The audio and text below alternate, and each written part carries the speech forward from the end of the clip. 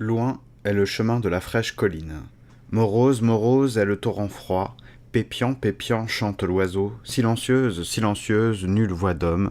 Sifflant, sifflant le vent me caresse le visage. Flottante, flottante, la neige s'amoncelle sur mon corps. Jour après jour, le soleil n'apparaît point. Année après année, j'ignore le printemps.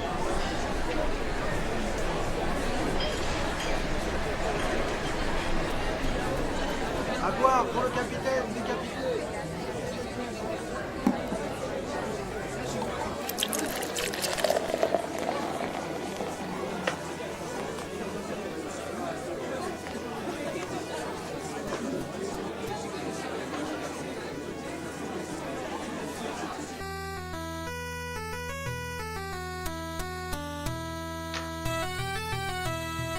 Loin est le chemin de la fraîche colline. Khanshan. La route montant et descendante, une et même, écrivait Héraclite, penseur antique. Mais à quoi songeait-il, celui dit l'obscur? Que voyait-il devant son humble logis?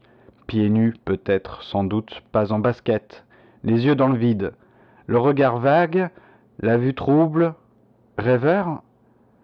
Son humble logis, à Héraclite, c'est-à-dire la montagne, montagne dans laquelle aujourd'hui nous pourrions aller, tels les taoïstes à leur grand personnage, rendre visite.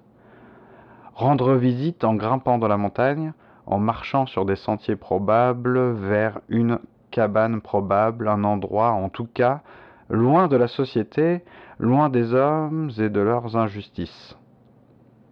Que voit Héraclite devant sa maison? Il semble hagard lorsqu'il contemple le ruisseau dont le mouvement de l'eau et l'immobilité de la rive forcent soudain à penser le logos et tout un tas de choses.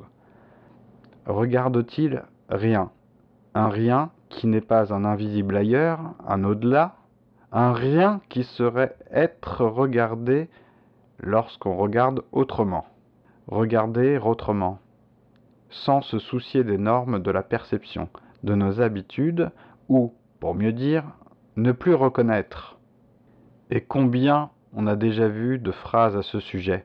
Depuis le début de Comme en passant, on le répète gentiment, car nous sommes bien élevés, je crois, le penseur n'est pas un savant, il ne reconnaît pas sa science, il s'aventure dans une étrangeté pour tâcher de la comprendre, tandis que celle-ci s'échappe. L'idée fixe, la fugitive. Regarder, non, voir. Voir en artiste, voir en penseur, voir en philosophe, voir en métaphysicien, voir distinguer la multitude de voix. Que font ces voix multiples? Se superposent-elles à une route unique et inédite? Ou chacune d'elles mène-t-elle à sa propre extrême? Va-t-on acquiescer ou esquiver les sagesses de comptoir ou de chants de pavots qui nous contraignent à croire que chacun sa route, chacun son chemin, est une vérité ou même un début d'idée? Mille chemins. Ma seconde maxime, nous écrit René Descartes dans le discours de la méthode, troisième partie, quelques règles de morale tirées de la méthode. Ma seconde maxime était d'être le plus ferme et le plus résolu en mes actions que je pourrais, et de ne suivre pas moins constamment les opinions les plus douteuses lorsque je m'y serais une fois déterminé que si elles eussent été très assurées. Imitant ceci les voyageurs qui, se trouvant égarés en quelque forêt, ne doivent pas errer en tournoyant, tantôt d'un côté, tantôt d'un autre, ni encore moins s'arrêter en une place, mais marcher toujours le plus droit qu'ils peuvent vers un même côté, et ne le changer point pour de faibles raisons, encore que ce n'ait peut-être été au commencement que le hasard seul qui les ait déterminés à le choisir. Car par ce moyen, s'ils ne vont justement où ils désirent, ils arriveront au moins à la fin quelque part, où vraisemblablement ils seront mieux que dans le milieu d'une forêt. Le passage que je viens de vous lire est donc un extrait du discours de la méthode du philosophe français René Descartes, un texte que vous avez peut-être déjà lu, que je vous invite pas à lire comme ça sans raison apparente, en tout cas lié à notre sujet. Il s'agissait de montrer quelle était la recommandation de Descartes, pas de toute la philosophie, mais de Descartes, face à 1000 chemins probables, 1000 chemins que constitue la forêt elle-même. La forêt, c'est 1000 chemins. Et quand on est perdu, c'est d'autant plus 1000 chemins. Et la recommandation, là, est d'en choisir un, de se constituer son propre chemin parmi ces 1000 chemins, c'est-à-dire une multitude, une infinité même, ou un nombre indéfini plutôt de chemins. Il s'agit d'en choisir un, c'est un choix rationnel de faire ça.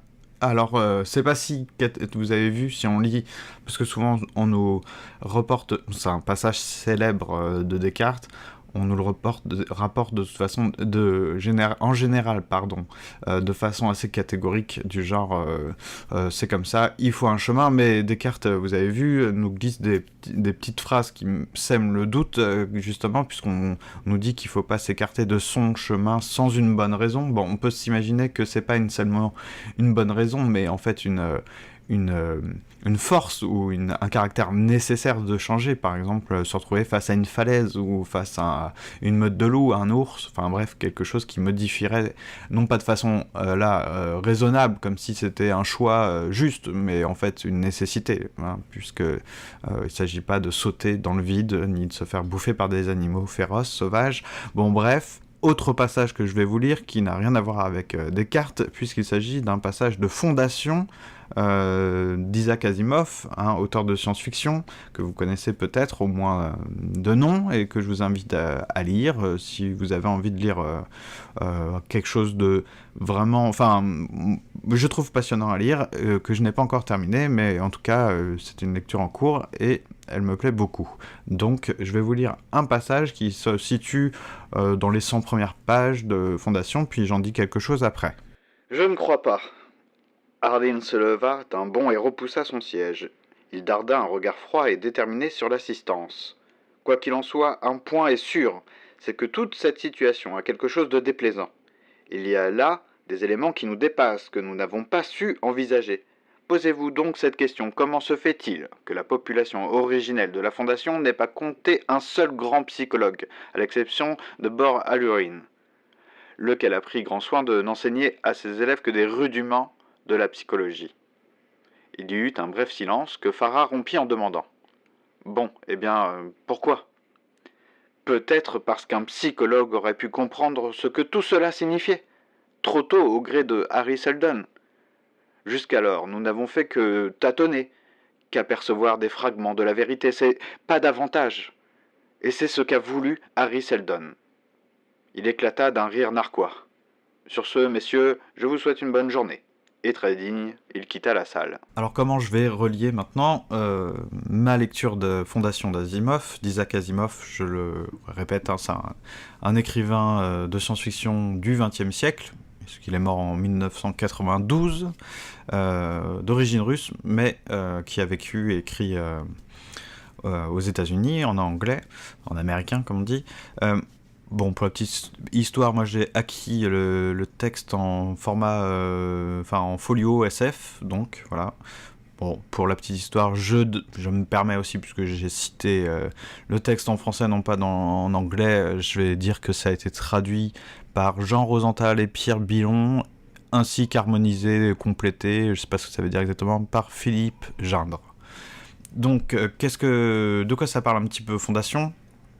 En tout cas par rapport au passage et à ma propre lecture, puisque j'ai pas terminé, encore une fois, il y a une discipline dans Fondation qui s'appelle la psychohistoire, qui a été inventée par un personnage, un professeur, qui s'appelle Harry Seldon, et qui prédit que l'Empire Galactique, on fait pas un podcast sur Asimov, mais vous imaginez, en entendant certaines choses en tout cas, que je pense que Fondation...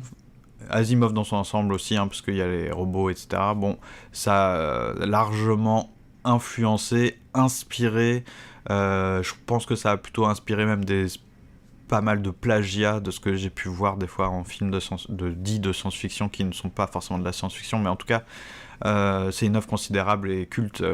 Fondation, surtout, je pense, même par rapport aux robots. Je sais pas. Bon, je me tais, j'avoue que je ne sais pas par rapport à ça, mais en tout cas, bon, même si vous ouvrez Star Wars ou vous lisez Star Wars, parce qu'on peut lire du Star Wars, il y a des romans, mais il y a après, c'est une question d'ambiance, et puis voilà, il y a du côté fantasy dans Star Wars, qu'il n'y a pas pour l'instant, en tout cas dans dans l'Empire Galactique, j'allais dire, dans Fondation. Mais bon, voilà, les liens sont faciles à faire, en tout cas, on sait qui a pompé sur qui. C'est pas forcément du vol, du plagiat, hein, des fois c'est de l'inspiration, bon, c'est une œuvre conséquente. Bref, Harry Seldon a inventé la psychohistoire dans cet univers qui se passe dans un futur vraiment très éloigné de celui de notre époque, mais c'est rattaché à l'humanité, ce sont des êtres humains, bref, c'est pas tellement important pour l'instant, si ce n'est que ça reste de la science-fiction et pas de la fantasy, justement. Harry Seldon, grand scientifique, invente la psychohistoire. Grâce à elle, il prédit l'effondrement donc de l'Empire Galactique. Qu'est-ce que c'est que la psychohistoire? Sans entrer dans les détails, c'est une sorte de science statistique qui,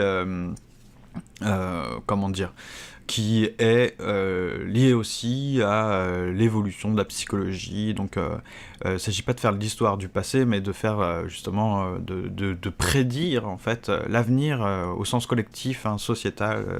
On prédit l'évolution de grandes masses. Voilà, il y a pas mal de passages où Harry Seldon explique que c'est beaucoup plus compliqué d'appliquer la psychohistoire à des individus, à savoir ce qu'ils vont faire, et puis on peut pas prendre en compte plein de variables, enfin voilà.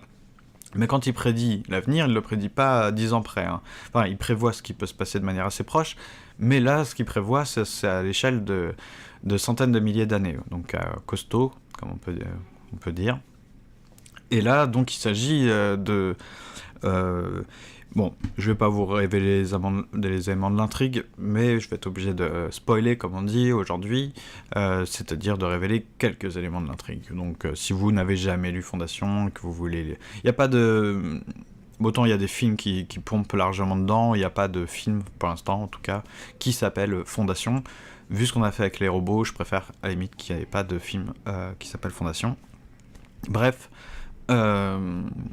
Les êtres humains, bien après la mort de ce scientifique, hein, Harry Seldon, certains êtres humains, en tout cas, attachés à ce qu'on appelle la Fondation, justement. Bon, on s'en fout là dans le cadre de mon épisode. Simplement, certains êtres humains savent que Harry Seldon avait un objectif. Il y a une sorte d'horizon très lointain, hein, puisque ça dépasse largement l'échelle d'une vie d'homme. Il y a pas de route toute tracée vers cet objectif, mais enfin il y a un objectif, il y a un plan et un avenir, et en gros il y a deux choses qui se chevauchent, c'est-à-dire une espèce de catastrophe, dans ce que j'en sais, hein, en tout cas, il y a une catastrophe à venir, enfin qui est déjà en cours, et une période sombre qui s'étalerait sur 300 000 ans, où l'humanité, au sens galactique, hein, des millions de systèmes habités, plongerait dans la barbarie, donc la religion à la place de la science, etc. Voilà, lecture typique de SF, hein, de l'univers. Donc, bon, cette chose-là est plus ou moins inéluctable, mais elle est modifiable, c'est-à-dire que au lieu, il y a un empire galactique, bon, je sais pas comment vous le décrire, parce j'en sais pas beaucoup, on n'en sait pas beaucoup au début, mais ça pourrait ressembler, vous pouvez vous imaginer à l'Empire, façon Grande République dans Star Wars, voilà, c'est pas l'Empire façon Dark Vador et compagnie, hein. Encore une fois, on n'est pas dans la fantasy, on est dans de la science-fiction, pas des choses pour enfants, pour amuser. Voilà, il y a une vraie lecture, je pense, dedans, dans Fondation. Et même si j'aime bien Star Wars, hein, mais bon, là, les personnages, il n'y a pas de personnages typés Star Wars. Après, à vous de voir si Harry Seldon, le grand scientifique qui prédit l'avenir, bon, d'ailleurs, c'est discuté dans le roman, hein, est-ce que c'est pas un peu farfelu d'imaginer qu'on est capable de prédire l'avenir sur 300 000 ans? Et comme je n'ai pas du tout fini la Fondation, je peux pas vous en dire plus sur cet aspect des choses.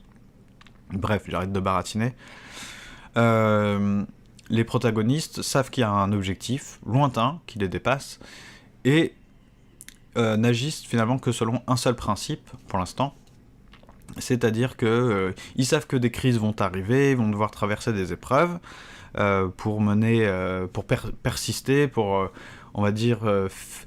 conserver l'objectif de Hari Seldon, qui est de contrecarrer l'avenir qu'il a prédit, finalement, ou de le modifier, de l'améliorer. Bon, qui est plus ou moins de fonder, on va dire, un deuxième empire. Bon, peu importe.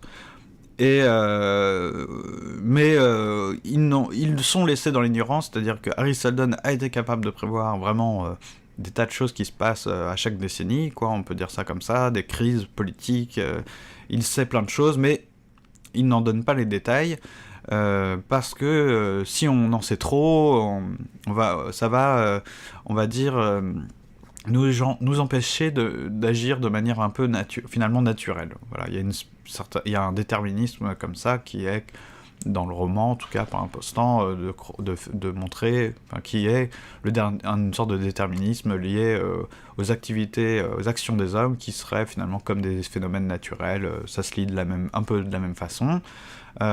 C'est des masses qui agissent, voilà, et on rentre pas dans le détail des individus, donc on ne livre pas trop de détails justement sur ce qui va se passer pour pas que des individus sèment le trouble. Je pense qu'on peut le dire comme ça. Et le principe, c'est-à-dire le sortilège pour faire avancer l'histoire sur sa trame, la bonne trame, parmi les 1000 chemins possibles de l'avenir, ce sortilège-là, c'est pas un sortilège, c'est une conduite, un principe de choix qui est de, justement, de faire, alors pas quotidiennement, c'est pas pour faire la cuisine ou signer un papier, là c'est au fond pour sortir des crises politiques majeures qui vont mettre en danger, risquer l'existence de ce grand plan de Hari Seldon, qui se nomme, on peut le nommer la Fondation pour l'instant, bon bref, c'est de faire un choix quand finalement il n'y en a plus qu'un seul à faire. Il y a une sorte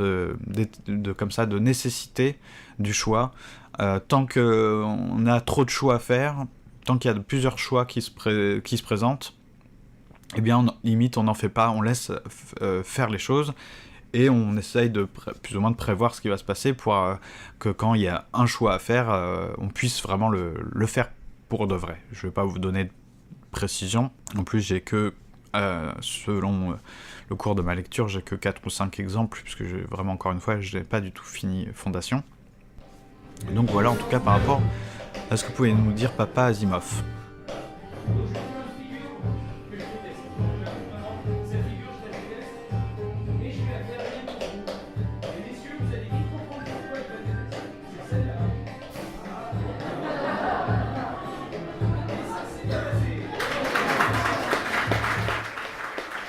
Si vous avez su écouter tout ce bazar de l'épisode 35, 1000 chemins, vous avez vu que, je pense, il y avait 2 sujets dans le même sujet, à la fois que ce soit, bon, même si les citations et les auteurs sont fort différents, mais que ce soit l'histoire du voyageur égaré dans la forêt de Descartes, ou dans ce que j'ai dit de Fondation d'Asimov, du passage qu'on a lu, et de cette histoire de la psychohistoire, et des trames, voilà. Il y a d'un côté, donc, cette vision des 1000 chemins et du sortilège qui conduit, qui est en fait une vision plutôt temporelle, c'est-à-dire liée au choix, et qui va impacter notre avenir. Donc les 1000 chemins, ça représente plutôt la multitude, le nombre indéfini de possibilités, de possibles même, d'avenirs différents, et le sortilège, là c'est plutôt un principe d'action, un guide pour ses choix, pour se conduire de manière raisonnable, le plus rationnel possible. D'ailleurs, que ce soit dans Asimov ou dans Descartes, il s'agit... bon, encore une fois, j'espère que ça vous choque pas que je rapproche comme ça 2 auteurs qui n'ont rien à voir, mais n'empêche que là, il est question du même, à peu près, à grande échelle, quand on dézoome. Il s'agit de ça. Après, bien sûr, si vous voulez parler philosophiquement de Descartes, c'est autre chose que de parler de Asimov, mais par rapport à mon sujet, en tout cas, encore une fois, c'était de ça dont il était question, donc cette lecture des 1000 chemins et du sortilège, c'est-à-dire en fait du caractère rationnel de ses choix pour, on va dire, non pas pour finalement, mais dans la situation où on est face à 1000 chemins, c'est-à-dire à une impossibilité de choisir quel est le bon choix. Voilà, c'était ça un petit peu, c'est le premier aspect du sujet. Le deuxième sujet dans le même sujet, qui est plus poétique, c'est finalement quel est... je pense que c'est mon sujet ultime qui est le plus difficile pour moi, c'est quel est le sortilège, c'est-à-dire quel est le procédé, quel est le travail, quelle est la méthode pour mener à ces 1000 chemins. C'est-à-dire, au lieu de voir justement un indéterminé, mais par ignorance, de pouvoir accéder à cet indéterminé, mais de manière alors raisonnable ou à la manière de l'artiste, en tout cas, qui de manière pensée, quoi. Penser ces 1000 chemins, y accéder. L'artiste, c'est pas un philosophe, il cherche pas cette conduite comme ça, là, Descartes, d'avoir une bonne méthode, finalement, une méthode, tout simplement, mais il a accès à ces 1000 chemins, voilà. Et ces 1000 chemins ne sont pas les 1000 chemins de l'avenir, là, c'est pas tellement l'avenir, c'est les 1000 chemins, c'est-à-dire peut-être plutôt les 1000 aspects des choses, de la vie, du réel. On en a parlé plusieurs fois dans Comment Passant, bien sûr.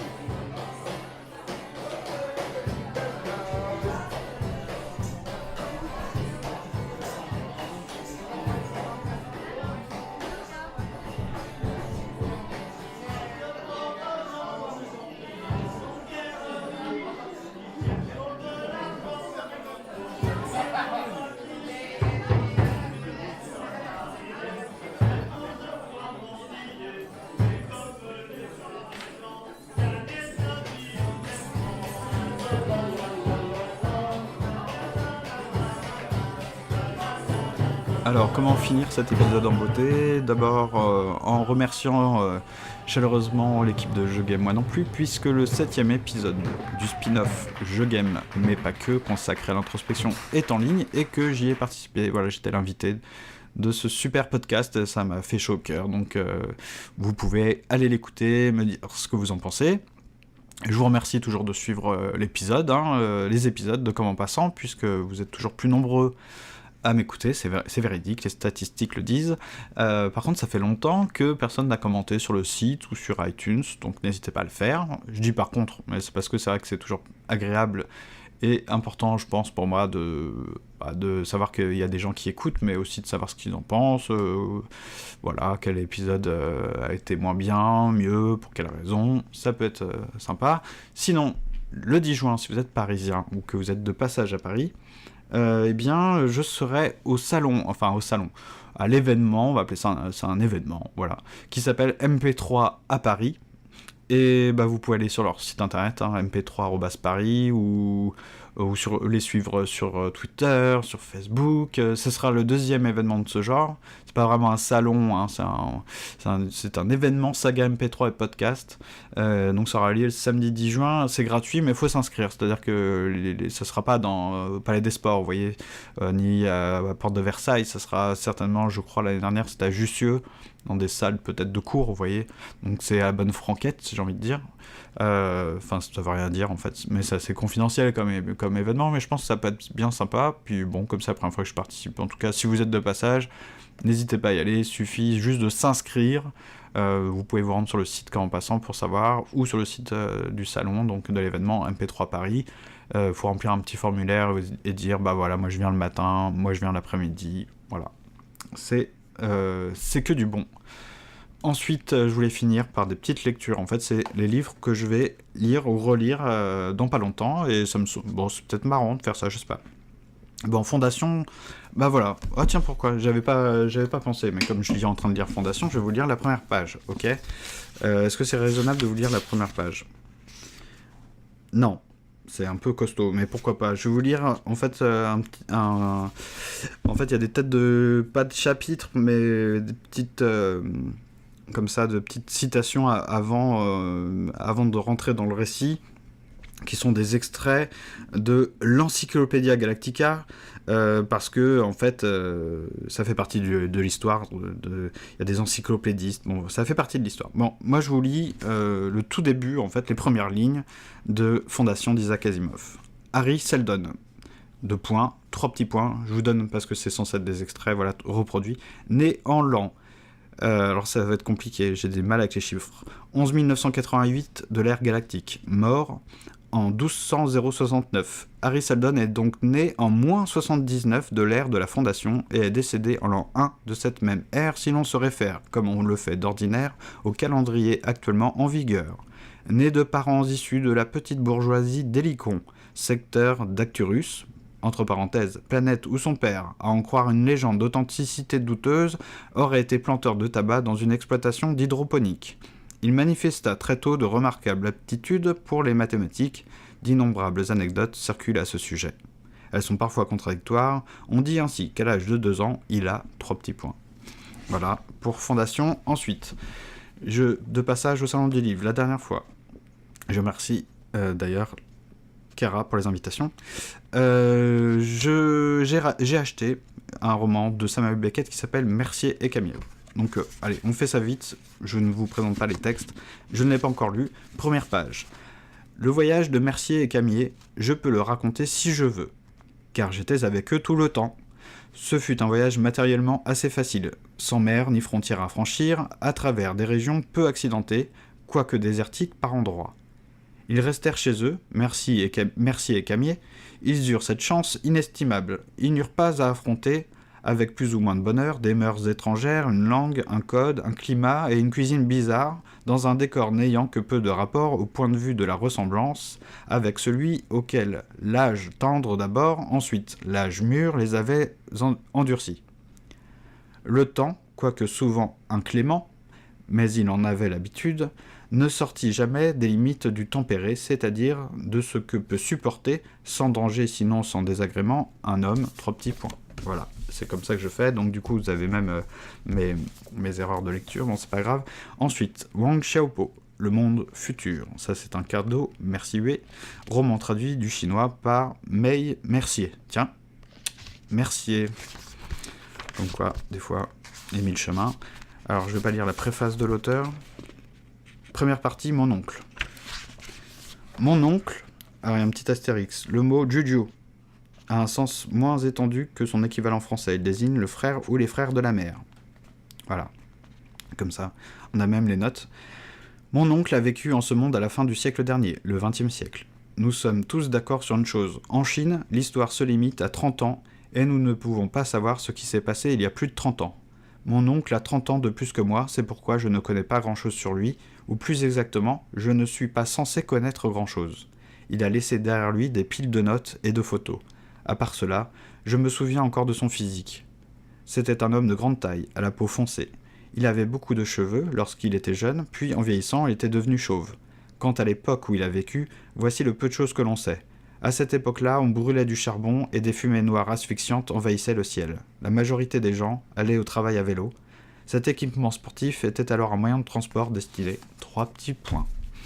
Ensuite, alors ça, je l'ai retrouvé sur mon étagère, je l'avais acheté à petit prix, à 3,81 €. Et je n'ai toujours pas, honte à moi, commencé. Balzac, La Duchesse de Langeais, Histoire des 13. Donc je vais vers la première page. Introduction, non. Je ne veux pas l'introduction, je veux la première page. Ah bah disons, l'introduction, elle fait 25 pages, 30 pages, 31 pages. Note sur l'établissement du texte. Non, je m'en fous, je veux... Voilà. La Duchesse de Langeais. Première page, hein. Je vais pas vous lire en entière parce qu'elle est vachement longue. La Sœur Thérèse. Il existe dans une ville espagnole située sur une île de la Méditerranée un couvent de carmélites déchaussés où la règle de l'ordre instituée par Sainte Thérèse s'est conservée dans la rigueur primitive de la Réformation due à cette illustre femme. Ce fait est vrai, quelque extraordinaire qu'il puisse paraître. Il y a la fenêtre qui grince. Quoique les maisons religieuses de la péninsule et celles du continent aient été presque toutes détruites ou bouleversées par les éclats de la Révolution française et des guerres napoléoniennes, cette île, ayant été constamment protégée par la marine anglaise, son riche couvent et ses paisibles habitants se trouvèrent à l'abri des troubles et des spoliations générales. Les tempêtes de tout genre qui agitèrent les 15 premières années du XIXe siècle se brisèrent donc devant ce rocher, peu distant des côtes de l'Andalousie. Si le nom de l'empereur vint bruire jusque sur cette plage, il est douteux que son fantastique cortège de gloire et les flamboyantes majestés de sa vie météorique aient été comprises par les saintes filles agenouillées dans ce cloître. 3 petits points. Alors, ensuite, je vais fermer la fenêtre. Parce que le grincement dans le micro, merci. L'empreinte à Crusoé, Patrick Chamoiseau.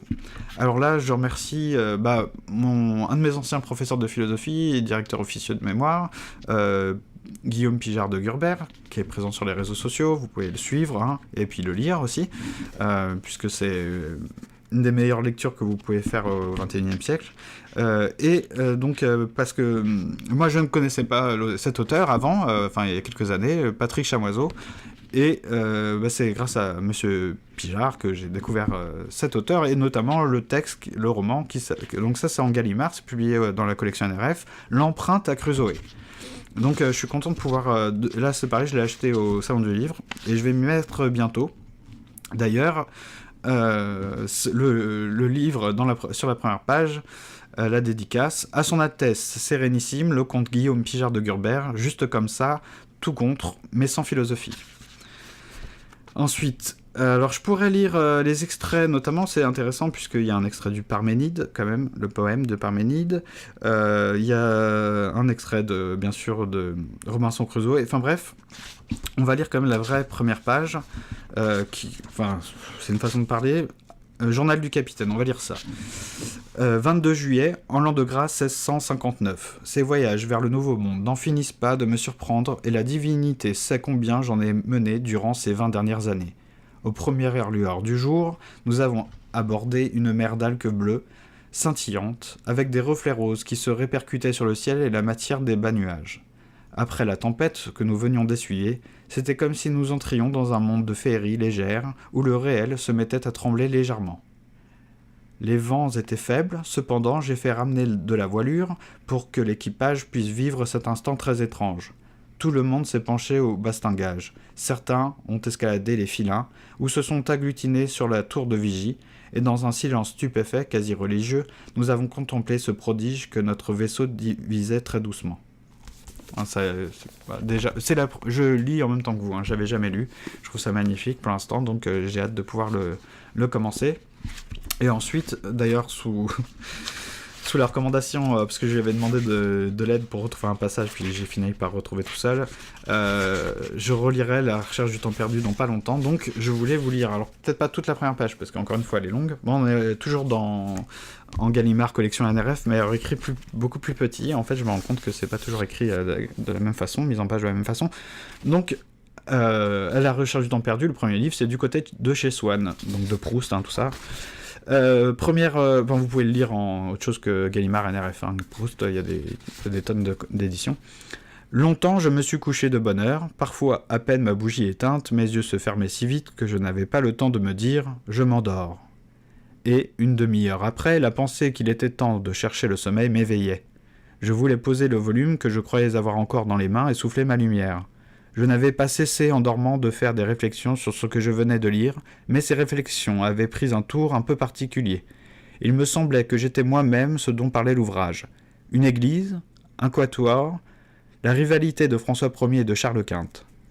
Cette croyance survivait pendant quelques secondes à mon réveil. Elle ne choquait pas ma raison, mais pesait comme des écailles sur mes yeux et les empêchait de se rendre compte que le bougeoir n'était plus allumé. Puis elle commençait à me devenir inintelligible, comme après la métempsychose, les pensées d'une existence antérieure. Le sujet du livre se détachait de moi. J'étais libre de m'y appliquer ou non. Aussitôt, je recouvrais la vue, et j'étais bien étonné de trouver autour de moi une obscurité, douce et reposante pour mes yeux, mais peut-être plus encore pour mon esprit, à qui elle apparaissait comme une chose sans cause, incompréhensible, comme une chose vraiment obscure. Bon, je vais m'arrêter là, j'ai pas fini complètement la page, mais c'est long. Donc, voilà, c'était histoire de vous dire, voilà, 1, 2, 3, 4, 5, 6 lectures en cours ou à venir ou à reparcourir. Sur ce, rien d'autre à annoncer. Je vous remercie d'avoir écouté tout ça, et à très bientôt. Merci.